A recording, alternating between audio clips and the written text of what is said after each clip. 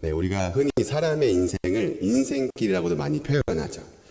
그래서 유명한 가요 중에 이 최희준 씨가 이 하숙생이라는 노래를 부르셨는데요. 그 노래 가사 중에 이런 가사가 나옵니다. 인생은 나그네 길, 어디서 왔다가 어디로 가는가. 모창을 하고 싶지만 네, 잡겠습니다. 네, 그리고 누구나 이런 나그네 길 같은 인생을 가다 보면 우리는 이 두 갈래 길 중에 하나를 선택해야만 하는 순간들이 찾아오기 마련이죠. 그 길 중에는 넓고 평평한 고속도로와 같은 넓은 길이 있는가 하면 시골의 조그만 오솔길 같은 좁은 길도 있습니다. 인생의 내비게이션이라도 있다면은 어느 길이 빠르고 좋은지 내비게이션이 알아서 알려주겠지만 우리의 인생길에는 그런 내비게이션이 없죠. 그래서 우리는 늘 두 갈래 길 중에 어떤 길이 더 좋은 길인지 고민을 하게 됩니다. 그래서 옛날 TV 프로그램 중에 이휘재의 인생극장이라는 프로가 인기 있었던 이유도 그 중 하나겠죠. 다들 이휘재 인생극장 기억하시나요?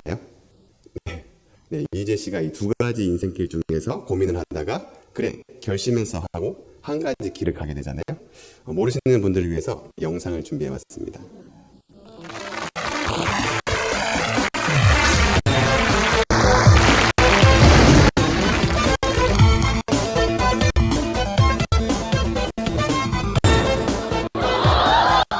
인생은 선택의 연속입니다.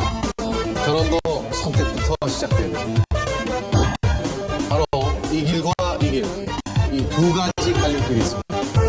과연 우리의 주인공은 어떤 길을 선택하고 어떤 인생을 펼치게 될까요?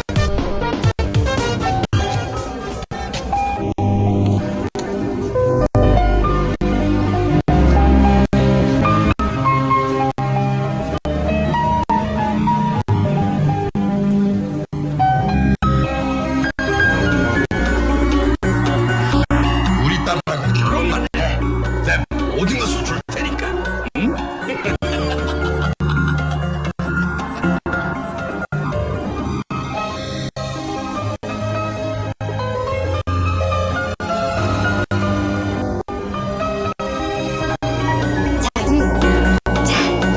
더 먹어.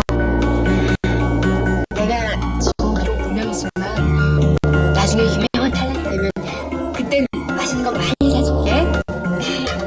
자, 더 먹어. 자, 빨리. 자, 더 먹어.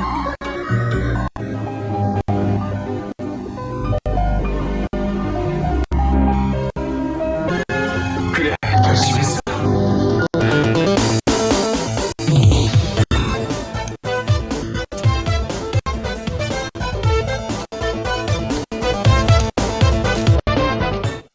네, 지금 이휘재 씨는 인생 A가 애인을 버리고 돈 많은 여자를 택했을 때와 그리고 인생 B가 가난한 애인을 택했을 때를 가지고 고민을 하고 있습니다. 어떤 길이 더 좋은 길이었는지는 결과가 궁금하신가요? 네, 궁금하신 분들은 유튜브에서 이휘재 인생극장을 검색하셔서 찾아보시기 바랍니다. 네, 이 인생극장에서처럼 우리가 인생을 살아가면서 두 갈래 길을 만났을 때 어느 길을 갈지 선택하는 것은 바로 나 자신이죠. 그래서 성경에서도 보면 하나님께서 우리 앞에 두 가지 길을 보여주시고 우리가 하나를 선택하게 하는 말씀이 자주 등장하는데요. 대표적으로 신명기 11장 26절에서 28절 말씀이 있죠. 우리 함께 읽어볼까요? 시작. 오늘 복과 저주를 너희 앞에 두나니 만일 내가 오늘 너희에게 명하는 너희의 하나님 여호와의 명령을 들으면 복이 될 것이요 너희가 만일 내가 오늘 너희에게 명령하는 도에서 돌이켜 떠나 너희의 하나님 여호와의 명령을 듣지 아니하고 본래 알지 못하던 다른 신들을 따르면 저주를 받으리라. 네, 이 밖에 예레미야 22장 8절 말씀에서도 여호와께서 말씀하시기를 보라 내가 너희 앞에 생명의 길과 사망의 길을 두었노라 너는 이 백성에게 전하라 하셨느니라.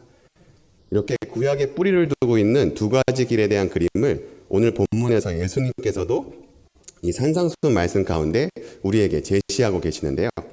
그래서 우리가 오늘 말씀을 읽을 때 염두에 둬야 할 것이 오늘 본문 말씀이 마태복음 7장에 들어가 있다는 것입니다.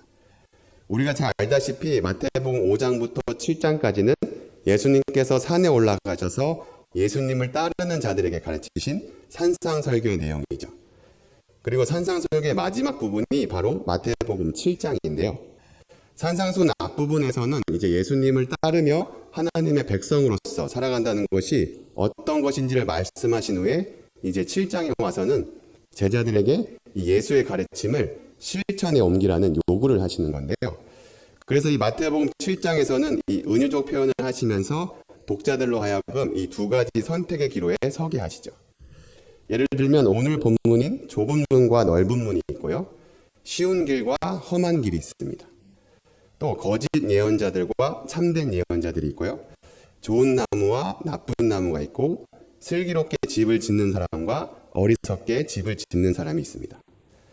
이렇게 5가지 비유로 말씀하지만 이 각각의 본질적인 메시지는 똑같은데요.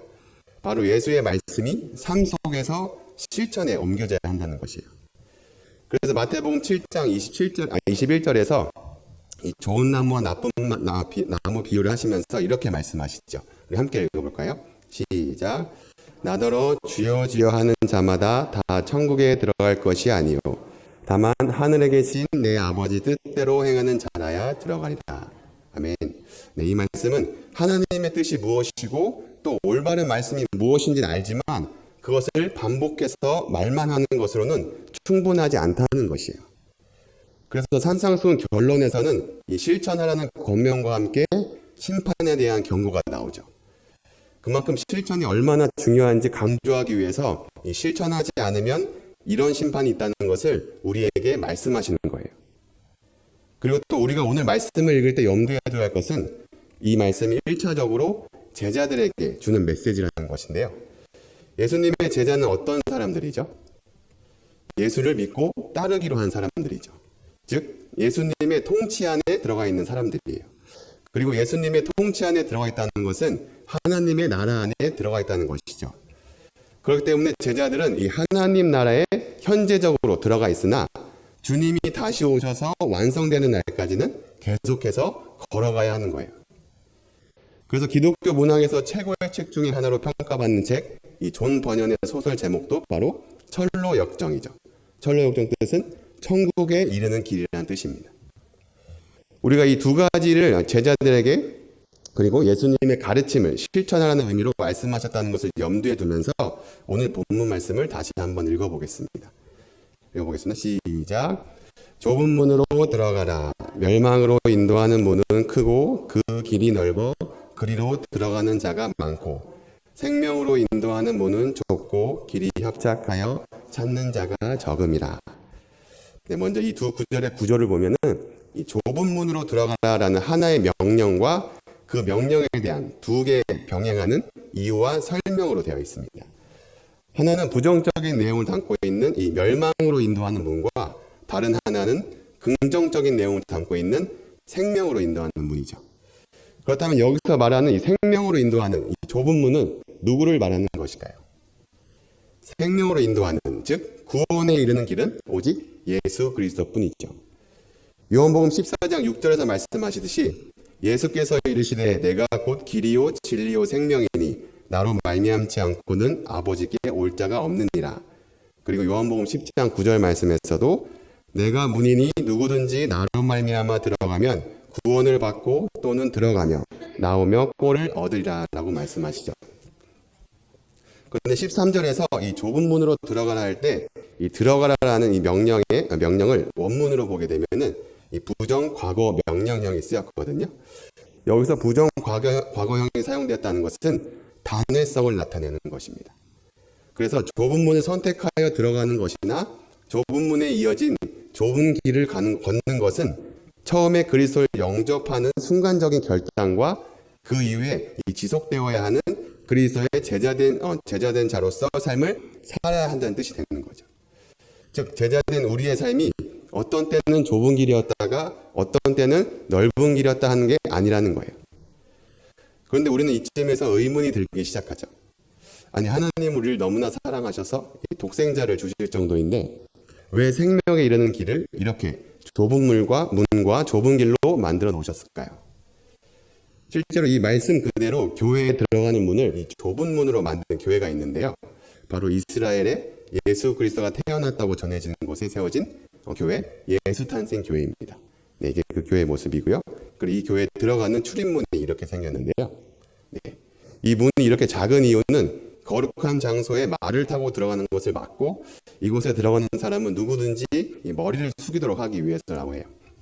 그래서 이 출입문을 겸손의 문 또는 좁은 문이라고 부른다고 하네요. 그런데 오늘 본문 말씀이 말씀하고 있는 이 좁은 문은 실제로 크기가 좁은 문이 아닙니다. 왜냐하면 좁은 문 할 때 이 문이라는 단어의 원뜻은 성문처럼 이 많은 사람들이 출입하는 큰 문을 가리키거든요. 이 다른 구절에서 성문으로 쓰인 구절이 누가복음 7장 12절에 나오는데요. 우리 한번 함께 읽어보겠습니다. 시작. 가까이 계실 때에 사람들이 한 죽은 자를 메고 나오니 이는 한 어머니의 독자요 그의 어머니는 과부라. 그 성에 많은 사람도 그와 함께 나오거늘. 따라서 예수님이 말씀하시는 좁은 문은 크기가 작다는 의미가 아니라 들어가기 어렵기 때문에 좁은 문이라고 표현한 거예요. 그렇다면 왜 들어가기가 어려울까요? 우리 14절 말씀해 보면 이 생명이라는 긍정의 이미지를 지니는 단어 한 단어 외에 다른 단어는 모두 인간이 기피하는 부정적인 단어 3가지가 나오거든요. 바로 좁고 협착하고 적음이. 여기서 협착이라는 단어는 에워싸다, 환난받다라고도 번역이 되거든요. 그러니까 협착은 타인으로부터 환난이나 고통을 받는 삶을 의미해요. 그래서 우리가 그리스도를 따르는 길은 비록 생명이 보장되어 있지만 그 과정에 있어서는 끊임없이 이 고난을 받을 수밖에 없다는 것을 말씀하시는 거예요. 그러니 이 길을 가려는 사람이 적을 수밖에 없는 것이죠. 왜냐하면 우리의 죄인된 본성은 예수님의 말씀을 따르기 위해 겪는 이 고난보다 더 넓고 편한 길, 그리고 안전한 길을 가려고 하기 때문이죠. 하지만 우리 제자들은 하늘에 계신 아버지의 뜻을 이루기 위해서 삶의 방식이 좁은 문과 이 험한 길을 선택해야 한다고 예수님은 명령하고 계세요. 그리고 이미 좁고 험한 곳에 들어가서 이 순례의 길을 가는 사람은 끝까지 같은 방식의 삶을 살아야 하며 자신들의 규모가 작은 것으로 혼란해할 필요가 없다고 말씀하고 계시는 거죠. 저는 이번 말씀을 개인적으로 이번 일본 비전 트립을 통해서 절실히 깨달았는데요. 많은 분들이 아시다시피 이번 비전 트립에 참가한 인원이 학생은 8명밖에 되지 않았거든요. 그런데 청소년 1부, 2부에 예배를 드리는 학생 전부를 합하면 60명, 70명 정도 돼요. 그러니까 그 중에 8명이니까 엄청 적은 숫자가 간 거죠. 그런데 이번에 이렇게 참가 인원이 적은 이유를 생각해 봤는데요. 제가 생각하기에는 이번 비전 트립 일정과 가려고 한 일본 교회 규모 때문이 아닐까 생각되더라고요. 학부모 설명회 때 오신 부모님들은 이번 비전 트립을 전에 교회에서 태국에 갔던 것처럼 단지 여행으로 생각하셨더라고요. 그래서 부모님들께 설명드리기를 이번 일본 비전 트립은 단기 선교, 여행이 아니라 단기 선교이지만 거창하게 단기 선교라고 말하지 않고 비전을 찾아 떠나는 여행이라고 해서 비전 트립이라고 부르기로 했습니다 라고 설명을 드렸지만 일정이 가고 싶어질 만한 일정이 아니다. 차라리 가족끼리 여행 가는 게 낫겠다라고 말씀하시더라고요. 그렇게 해서 나온 인원이 제가 섬기고 있는 청소년 1부에서는 신청자가 1명도 없고 청소년 2부에서만 8명이었거든요. 그래서 신청한 인원을 보고 걱정하시는 분들도 계셨어요. 청소년 1부에서 신청자가 1명도 없는데 괜찮으시겠어요? 라고. 네, 근데 저는 그때 아무렇지도 않았거든요. 왜냐하면 처음부터 이 많은 인원을 데리고 가려고 기획한 게 아니었기 때문이에요. 많은 인원을 데리고 갈 거였으면 이 성도가 한 가정밖에 없는 일본의 시골 교회가 아니라 제가 일본에 있을 때 섬겼던 이 관광지로 유명한 오사카에 있는 오사카 온누리 교회에 가서 많은 성도들 앞에서 보여지는 워십도 하고 또 한국 요리인 이 김치 부침개랑 떡볶이도 만들면서 파는 걸 했을 거예요. 잠도 교회가 아닌 호텔에서 자고요. 그리고 오사카에서 관광도 한다고 했으면 아마 많이 신청했겠죠. 하지만 보여주고 싶었던 일본 선교는 그런 거창한 보여지기식의 선교가 아니라 그 마을에 성도가 한 가정밖에 없는 어려운 환경 속에서도 꿋꿋이 신앙생활을 해나가며 또 선교를 하고 계시는 선교사님과 일본 교회 성도들을 보여주고 싶었거든요. 그리고 선교는 자격이 있는 사람이 하는 것이 아니라 부르심에 순종해서 간 그곳의 사람들과 그저 함께 살아가며 예수를 나타내는 것이라는 걸 경험하게 해주고 싶어서였어요. 오늘의 본문 말씀처럼 1번 성도의 삶을 통해서 좁은 문과 좁은 길을 간다는 것이 어떤 것인지 보여주고 싶었습니다. 그러니까 비전 트랩에 가려는 사람이 적을 수밖에 없었던 것이죠. 그리고 그렇게 적은 인원으로 뭘 할 수 있을까 의심을 받으며 떠난 비전 트립에서 하나님은 그 교회의 유일한 성도 가정의 이 간증을 통해서 저희에게 말씀해 주시더라고요. 사진을 보여주시면 왼쪽에 계신 분이 김재란 선교사님이시고요. 그 뒤에 가정이 이제 유일한 성도 가정입니다. 가운데가 어머니, 오른쪽이 이제 중학생 노조미, 그다음에 왼쪽이 초등학생 마남인데요. 남편분은 예수를 믿지 않는다고 해요. 그래서 마지막 날 예배를 드리면서 이 간증을 하는데 노조미와 마나미가 똑같이 하는 말이 집에서도 학교에서도 크리스천이 우리밖에 없어서 외로웠는데 이렇게 와주신 언니 오빠들을 보니까 이 세계에는 하나님의 가족이 이렇게 많다는 걸 알게 되면서 와주셔서 고마워요 라고 하는 거예요. 고작 8명의 교육자 교사까지 해서 14명밖에 되지 않았지만 그리고 일본에 가서 한 일이라고는 그저 일본 사람처럼 생활하려고 하고 아이들을 위한 놀이터인 동산에서 일본 아이들과 놀아주고 돌을 나르고 삽질하고 잡초 뽑은 것밖에 없거든요. 하지만 그 작은 일이 그곳의 성도들의 이 좁은 길을 갔는데 위로와 힘이 되고 비전 트립을 간 우리 아이들에게도 이 작은 순종을 통해서 역사하시는 이 하나님의 선교를 경험하게 하셨습니다. 지난주 금요 심화 기도 때 아이들이 간증한 것을 들어보신 분들은 아시겠지만 3명이 모두 동일한 얘기를 하잖아요. 선교는 숫자나 크기가 중요한 것이 아니다. 나의 믿음이나 나의 자격이 중요한 것이 아니다. 그래서 아이들이 간증한 영상을 일본의 선교사님께도 보내드렸는데요. 선교사님께서 영상으로 답장을 주셨더라고요. 그 영상을 잠깐 보시겠습니다.